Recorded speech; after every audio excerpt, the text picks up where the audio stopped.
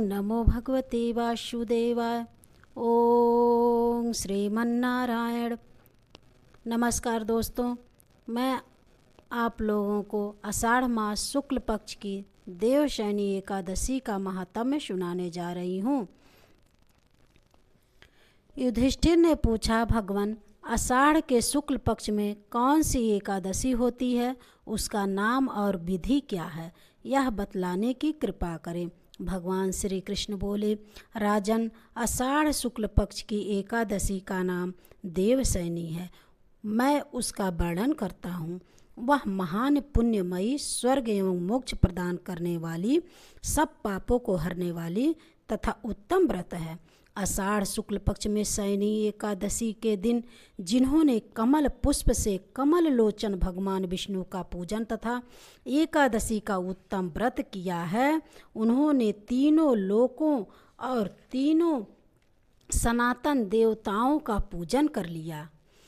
हरिशयनी एकादशी के दिन मेरा एक स्वरूप राजा बलि के यहाँ रहता है और दूसरा क्षीर सागर में शेषनाग की शैया पर तब तक शयन करता हूँ जब तक आगामी कार्तिक की एकादशी नहीं आ जाती।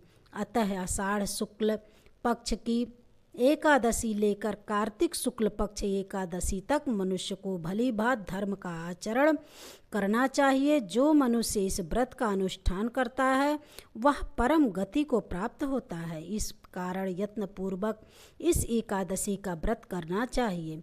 एकादशी की रात में जागरण करके शंख चक्र और गदा धारण करने वाले भगवान विष्णु की भक्ति पूर्वक पूजा करनी चाहिए।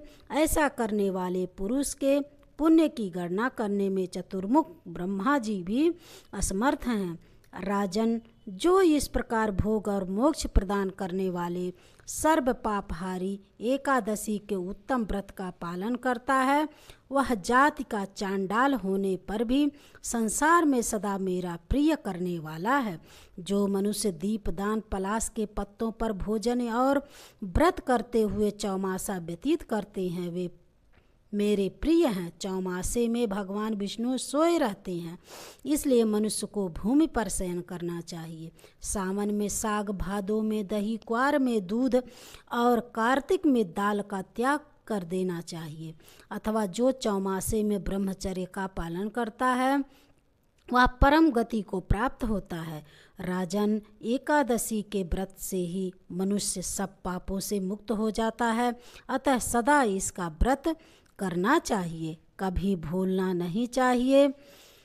देवशयनी और बोधनी के बीच में जो कृष्ण पक्ष की एकादशियां होती हैं, गृहस्थ के लिए वे ही व्रत रखने योग्य हैं।